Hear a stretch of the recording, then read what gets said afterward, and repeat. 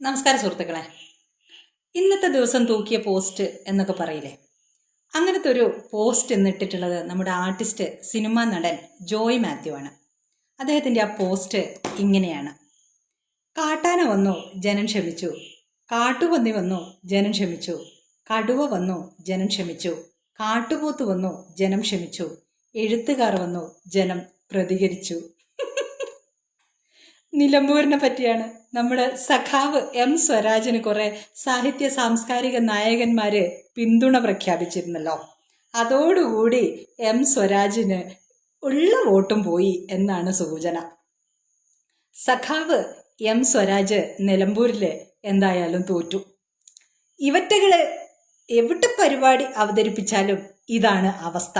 കാരണം എന്താ വെച്ചാൽ ഈ സാഹിത്യ സാംസ്കാരിക നായകന്മാരുടെയൊക്കെ പിന്നാമ്പറ കഥകള്, ഇവരൊക്കെ എങ്ങനെയൊക്കെയാണ് ഈ സ്ഥാനങ്ങളിലൊക്കെ എത്തിപ്പെട്ടിട്ട് എന്താണ് ചെയ്യുന്നത് എന്നൊക്കെ ഇന്നത്തെ സാധാരണ ജനങ്ങൾക്ക് നന്നായിട്ട് അറിയാം. ഈ സോഷ്യൽ മീഡിയയുടെ ഈ കാലത്ത് ഇതൊന്നും ഒളിച്ചു വെക്കാൻ നോക്കിയിട്ട് ഒരു കാര്യമില്ല. നട്ടപാതിരയ്ക്ക് സൂര്യൻ ഉദിച്ചതുപോലെയാണിപ്പോൾ ഈ സോഷ്യൽ മീഡിയ എന്ന് പറയുന്നത്. ആരൊക്കെ തലയിൽ മുണ്ടിട്ട് നടക്കുന്നുണ്ട് എന്നുള്ളത് അപ്പം മനസ്സിലാവും. ഇതിപ്പോ ഈ സാഹിത്യകാരന്മാർ മുഴുവനും എങ്ങനെ ആണ് ഈ കസേരകളിൽ എത്തിപ്പെട്ടത്, അവർക്ക് എന്തൊക്കെയാണ് അവർക്ക് കിട്ടിയിട്ടുള്ള ഈ അവാർഡുകൾ, ഇതെങ്ങനെയാ കിട്ടിയിട്ടുള്ളത്? ഈ ഇവറ്റകളുടെ ഈ സാഹിത്യകാരന്മാർ സാംസ്കാരിക നായകന്മാരെന്നൊക്കെ പറയുന്നവര് സാധാരണ ജനങ്ങളെക്കാളും കുശുമ്പും കുന്നായ്മയും ഒക്കെ കൊണ്ട് നടക്കുകയാണ് എന്നുള്ളതും ഒക്കെ സാധാരണ ജനങ്ങൾക്ക് അറിയാം. ഇപ്പൊ തന്നെ നോക്ക്, കേന്ദ്ര സാഹിത്യ അക്കാദമിയുടെ അവാർഡ് അഖിൽ പി ധർമ്മജൻ എന്ന് പറയുന്ന ഒരു യുവ സാഹിത്യകാരന് കിട്ടിയെന്നും പറഞ്ഞിട്ട് വരേണ്യ സാഹിത്യവർഗം എന്ന് പറയുന്ന കുറെ എണ്ണം ഉണ്ടല്ലോ കസേരകളിൽ കയറി ഇരിക്കുന്നവര്. അവര് പറയുന്ന പറച്ചിൽ എന്താ ചെളിവാരി എറിയല്, പൾപ്പ് സാഹിത്യമാണത്രേ. ആ സാഹിത്യകാരന്റെ ഈ അഖിൽ പി ധർമ്മജൻ എന്ന് പറയുന്ന അയാളുടെ പുസ്തകം നന്നായി വിറ്റുപോവുകയും അയാൾ നന്നായിട്ട് കാശുണ്ടാക്കുകയും ഒക്കെ ചെയ്തു. അപ്പൊ കാശുണ്ടാക്കുന്ന പുസ്തകങ്ങൾക്ക് യാതൊരു വിലയുമില്ല. കാരണം യുവജനങ്ങൾ വായിച്ചു അത്. ഈ ഫോണിന്റെയും ലാപ്ടോപ്പിന്റെയും ഈ ചതുരക്കള്ളിയിൽ ഒതുങ്ങിക്കിടന്നിരുന്ന ഈ യുവജനങ്ങള്, കൗമാരക്കാര്, ടീനേജ്, അവരൊക്കെയും ഈ പുസ്തകം വായിച്ചു. അപ്പൊ അത് വായിപ്പിക്കാനുള്ളൊരു കഴിവ് അയാൾക്കുണ്ടെങ്കിൽ ഈ പറയുന്ന ആസ്ഥാന സാഹിത്യകാരന്മാരുടെ മാനദണ്ഡങ്ങളെ അനുസരിച്ച് മാത്രമേ ആർക്കും എഴുതാൻ പറ്റൂ എന്നുള്ളൊരു നില വന്നാൽ ശരിയാവോ? അതെന്തൊരു നിയമമാണ്? അതിനിപ്പോ എന്താണെന്നറിയോ രസം, സോഷ്യൽ മീഡിയയിലൊക്കെ തമ്മിലടി കാണണം. ഈ സാഹിത്യകാരന്മാര് സാംസ്കാരിക നായകന്മാരെന്നൊക്കെ പറയുന്നതൊക്കെ ഇടത് കക്ഷാണല്ലോ. അപ്പോൾ ഇടത് കക്ഷത്തിലുള്ള സാഹിത്യകാരികളും സാമൂഹ്യ സാംസ്കാരിക നായകരും തമ്മിൽ അടിയാണ്. നീ ആരടി പറയാൻ, നീ അങ്ങനെ പറയാൻ പാടോടി എന്നൊക്കെ പറഞ്ഞ് നമ്മൾ ഈ ചന്തയിൽ തല്ല് കാണൂലേ, അതുപോലെയാണിപ്പോൾ കറുത്തെടുത്തമ്മയും വെളുത്തെടുത്തമ്മയും എല്ലാം കൂടെ കിടന്ന അടിയാണ്. അതാണ് ഇപ്പോഴത്തെ ഒരു അവസ്ഥ എന്ന് പറയുന്നത്. ഇവറ്റകള് എന്താ പറയുക, ഈ സാഹിത്യകാരന്മാര് എന്ന് പറയുന്നവര് ഇങ്ങനെ ആയിത്തീരാനുള്ള ഒരു എന്ന് വെച്ചാൽ, സവിശേഷത എന്ന് വെച്ചാൽ ഹിന്ദു വിരുദ്ധതയാണ്. അതിപ്പോ സ്വരാജിനും അതേ കാര്യമാണല്ലോ ഉള്ളത്. അപ്പൊ അതുകൊണ്ടാണ് ഇവർ സപ്പോർട്ട് കൊടുത്തത്. ഇതിന്റെ ഏറ്റവും ബേസിക്കായ കാര്യം അതാണ്. സ്വരാജ് ഒരു ഹിന്ദു വിരുദ്ധനാണ്.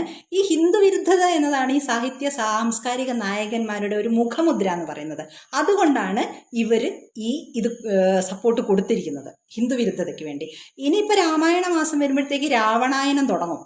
അതാണല്ലോ നമ്മുടെ ഈ ഒരു സാഹിത്യ സാംസ്കാരിക ലോകത്തിന്റെ മുഖമുദ്ര എന്ന് പറയുന്നത്.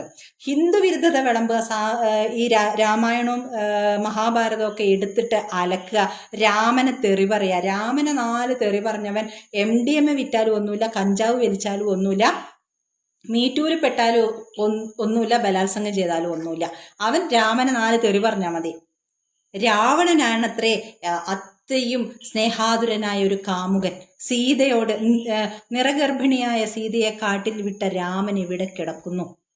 ആ സീതയെ അത്രയേറെ ചങ്കുപോലെ സ്നേഹിച്ച സീതയ്ക്ക് വേണ്ടി എന്തും ത്യജിക്കാൻ തയ്യാറായ രാവണൻ എവിടെ കിടക്കുന്നു എന്ന് ചോദിക്കുന്ന ഇവറ്റകളോടൊക്കെ എന്ത് പറയും? ധർമ്മം എന്ന് പറയുന്നതിനെ പറ്റി എന്ത് പറഞ്ഞു കൊടുക്കും, ആരോട് പറഞ്ഞു കൊടുക്കാൻ? അപ്പൊ ഇതാണ് ഇതിന്റെ മുഖമുദ്ര എന്ന് പറയുന്നത്, ഹിന്ദു വിരുദ്ധത. ഹിന്ദു ബിംബങ്ങളെ ചവിട്ടി തേച്ചാല് സാഹിത്യ ലോകത്തും രാഷ്ട്രീയ ലോകത്തും നിൽക്കാം.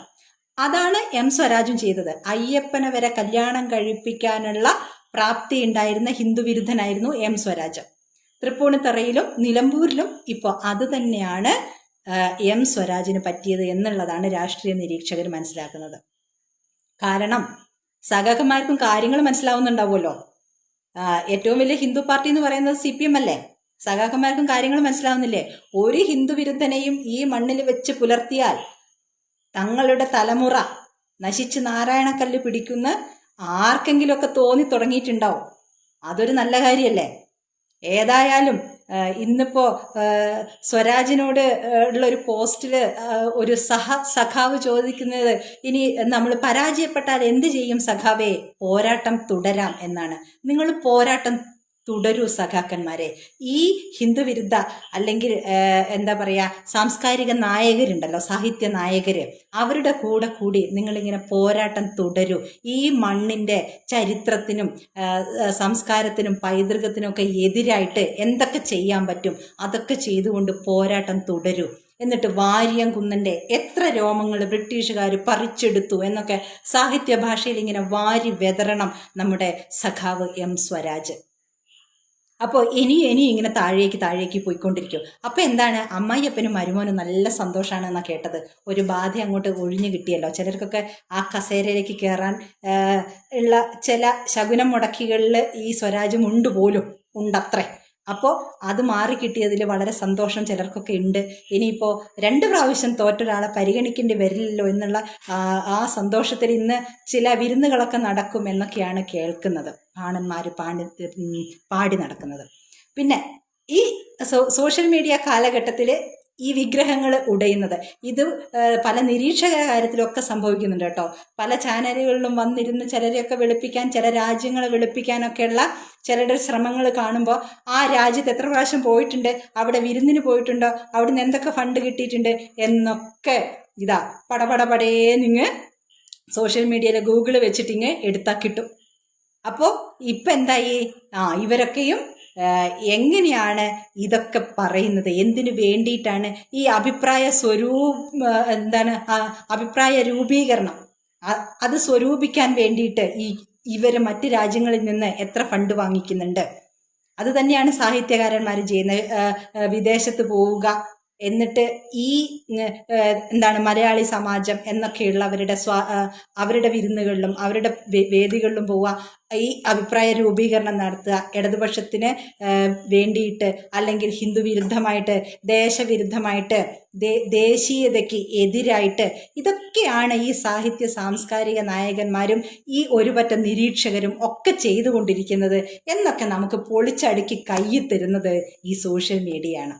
ഈ നട്ടപ്പാതിരയ്ക്ക് സൂര്യൻ ഉദിച്ച പോലെ നിൽക്കുന്ന ഈ സോഷ്യൽ മീഡിയ ഉണ്ടല്ലോ, ഇതൊക്കെ ഇങ്ങനെ പണ്ട് കാലത്ത് നമുക്ക് എന്തെങ്കിലുമൊക്കെ പേപ്പറിലൊക്കെ വായിക്കാൻ കിട്ടിയിരുന്നുള്ളൂ.